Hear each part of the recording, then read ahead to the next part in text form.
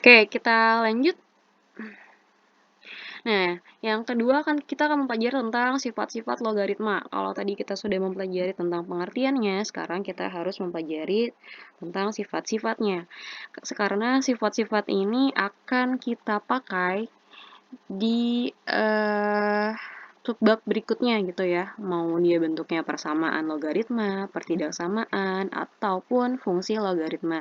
Kita harus hafal dan hatam tentang sifat-sifat logaritma ini. Nah, di sini ada 11 sifat. Sebenarnya ada banyak, cuma yang paling umum ini yang sering keluar itu adalah 11 sifat ini. Kita cek ya satu-satu ya.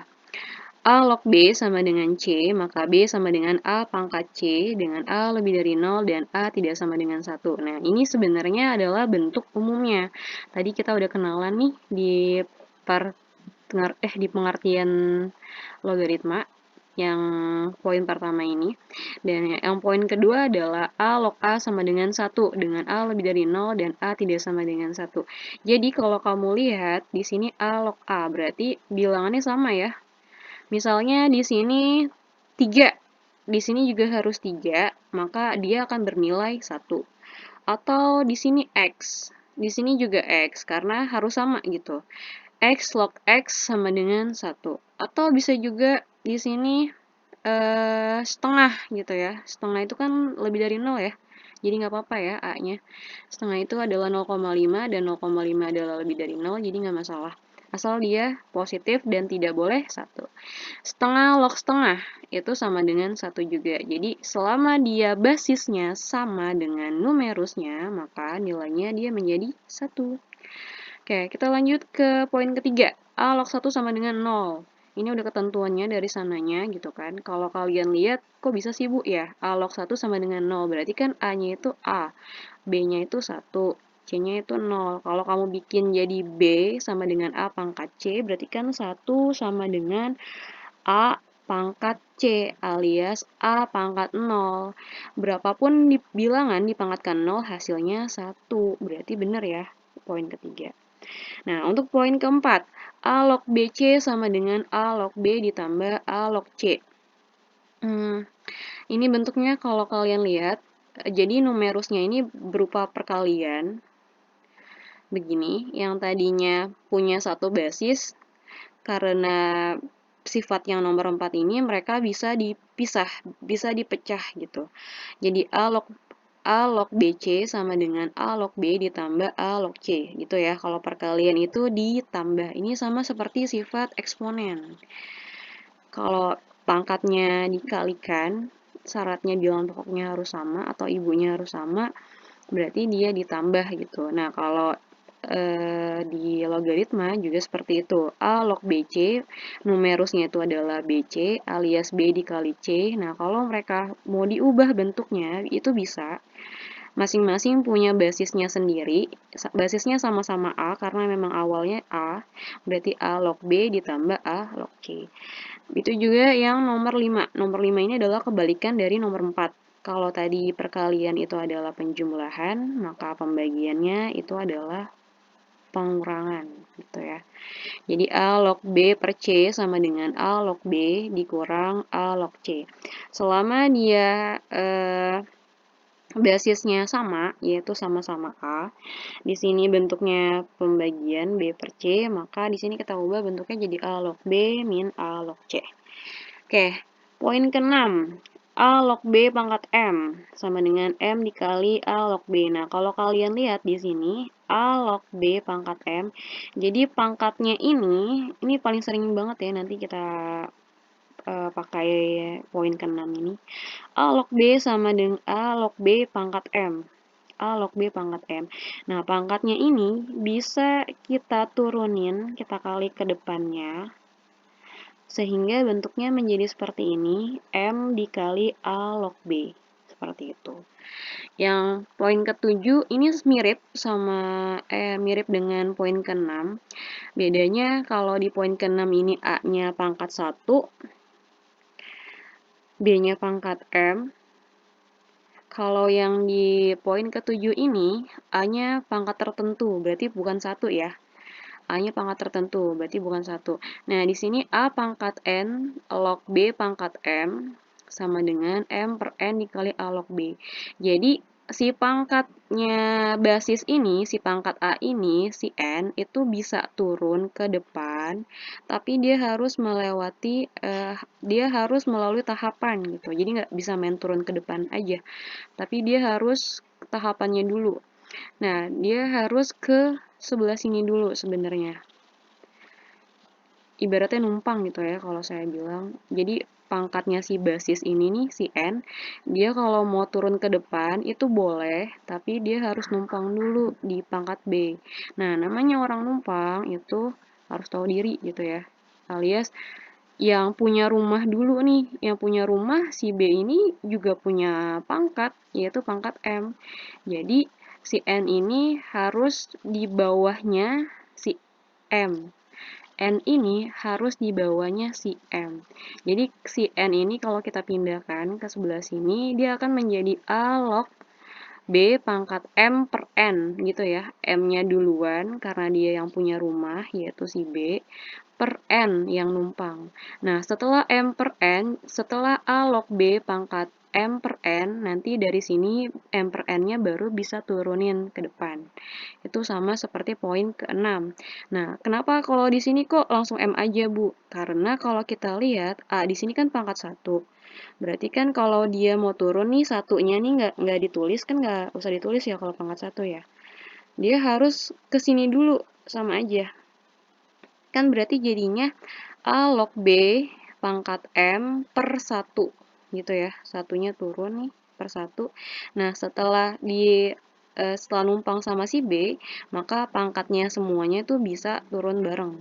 Berarti A log B pangkat M per 1, M per 1-nya turun ke depan.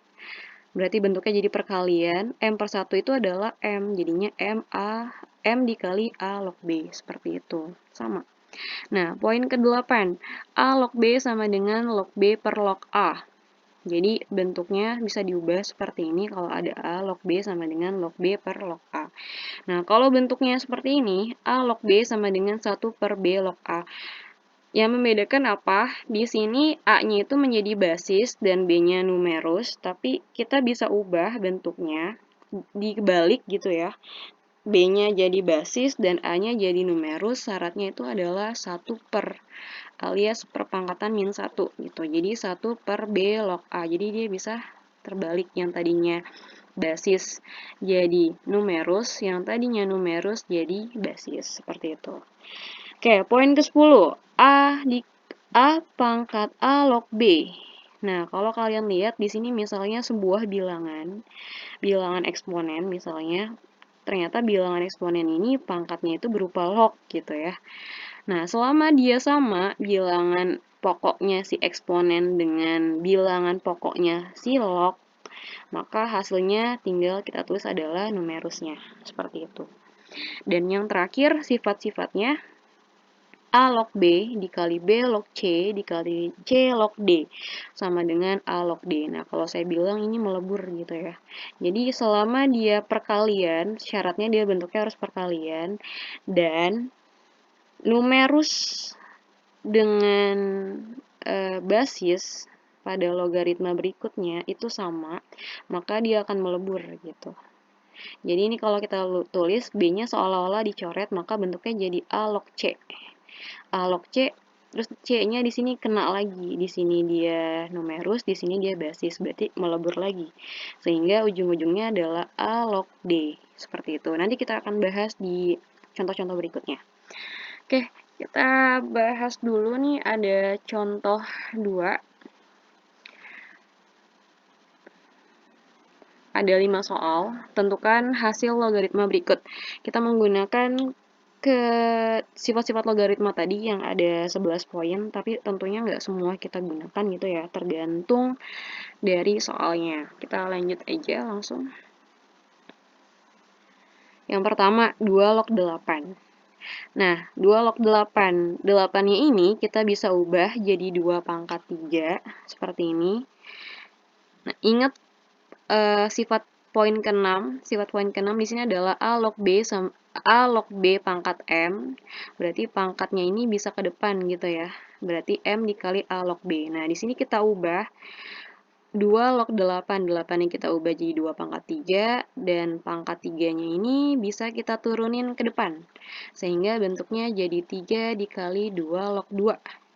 Nah, dan kalian tahu bahwa di sifat kedua, sifat poin kedua, itu kalau dia basis dan numerusnya sama, maka nilainya 1. Berarti 3 dikali 2 log 2 itu adalah 1. Kenapa? Karena sesuai dengan sifat nomor 2, bahwa apabila basis dan numerusnya sama, maka dia nilainya 1. Berarti 3 dikali 1 sama dengan 3. Maka 2 log 8 itu sama dengan 3. Seperti itu. Yang nomor 2, 25 log 125. Nah, ini sama, kita kecil-kecilin aja. Kita ubah 25-nya itu menjadi 5 pangkat 2. 25-nya kita jadi 5 pangkat 2, dan 125-nya kita ubah jadi 5 pangkat 3. Nah, kalau kalian lihat, baik si basis ataupun si numerus itu sama-sama punya pangkat. Nah, berarti kita bisa pakai yang sifat ketujuh, A log N, A pangkat N log B pangkat M, berarti sama dengan M per N dikali A log B. Nah, berarti ini yang tadi saya bilang nih, yang numpang-numpang, si 2-nya bisa turun ke depan, asal dia harus turun dulu ke sini. Berarti 2-nya itu sebenarnya turun dulu ke sini, maka bentuknya menjadi 5 log 5 pangkat 3 per 2 gitu ya. Harusnya step by step nih, nanti deh saya bikin. 5 log 5 pangkat 3 per 2, kemudian 3 per 2-nya ini baru bisa turun ke depan. Itu sesuai dengan yang ini ya, yang poin ke-6. 3 per 2, atau pakai yang ini juga nggak apa-apa. 3 per 2, 5 log 5. Nah, 5 log 5, lagi-lagi kita ketemu dengan basis dan numerusnya sama. Berarti tinggal 3 per 2 dikalikan dengan 1, hasilnya adalah 3 per 2. Oke, kita lanjut ke nomor 3. 27 log 3. Nah, ini bisa kita ubah siapanya, yang mana? Yang paling besar ya, yaitu adalah 27. Kita bisa ubah 27-nya ini bentuknya menjadi 3 pangkat 3. 3 pangkat 3 log 3. Nah, kalau kita lihat, dia sesuai dengan poin ke-7. Di sini kalau nggak ada, berarti pangkatnya 1 ya. 3-nya itu boleh turun ke depan, asal dia harus ke sini dulu. Gitu. Harus ke pangkat si ini dulu nih, si numerusnya. Maka bentuknya menjadi 3-nya kalau ke sini nih, karena di sini nggak ada pangkatnya, berarti artinya 1, berarti tinggal 3 pangkat 1 per yang numpang, itu adalah 3. 1 per 3-nya baru boleh turun ke depan, sesuai dengan nomor 7, poin nomor 7, poin nomor 6. Dan di sini ada yang sama, basis dan numerusnya, makanya sesuai dengan sifat poin kedua, 1 per 3 dikali dengan 1 sama dengan 1 per 3. Yang nomor 4. 4 log 6 dikali akar dari 6 pangkat 1 per 4 gitu. Gimana nih ngomongnya? 6 log 6 dikali akar pangkat 4 dari 6. Nah, ribet deh. Oke, pertama kita ubah dulu bentuknya. Kita rapihin dulu nih si 6 dikali akar pangkat 4 dari 6. Kita ubah dulu bentuknya menjadi eksponen biasa, berarti 6 log 6 dikali 6 pangkat 1 per 4 gitu ya, dalam per luar, dalamnya di sini berarti kalau nggak ada itu 1, berarti 1 per 4. Terus kita rapihin, di sini 6 pangkat 1, di sini 6 pangkat 1/4, berarti 1 itu sama dengan 4 per 4, 4 per 4 tambah 1/4, jadinya 5 per 4. Oke, sampai sini kita menggunakan poin ke-6, sifat poin ke-6, yaitu kalau udah punya pangkatnya ada di si numerus, berarti tinggal kita taruh depan, yaitu 5 per 4 dikali 6 log 6, atas bawah sama, berarti kita ganti 1 sesuai dengan sifat nomor 2, berarti 5 per 4 dikali 1 sama dengan 5 per 4. Yang terakhir, nomor 5. Log 0,01 sama dengan, oke, saya lupa bilang tadi kalau di sini nggak ada basisnya, itu adalah nilainya 10 gitu ya. Kalau nggak ada tulisannya nih di sini nih, basisnya nih, berarti dia nilainya 10 seperti itu. Nah, Kita ubah dulu bentuknya. Berarti jadinya kalau nggak ada tadi boleh ditulis boleh nggak, biasanya sih enggak ya, karena dia memang basisnya itu adalah 10. Di sini saya tulis aja 10 log 0,01-nya ini saya ubah menjadi bentuk pangkat, berarti 10 pangkat min 2. Kemudian sesuai dengan sifat nomor 6, berarti min 2-nya ini boleh ke depan. Berarti min 2 dikali 10 log 10. Dan 10 log 10 ini atas bawah sama nih, basis dan numerusnya sama, maka nilainya 1. Berarti min 2 dikali 1 sesuai dengan poin kedua, sifat nomor 2 ya. Berarti min 2 dikali 1 hasilnya adalah min 2. Oke, seperti itu.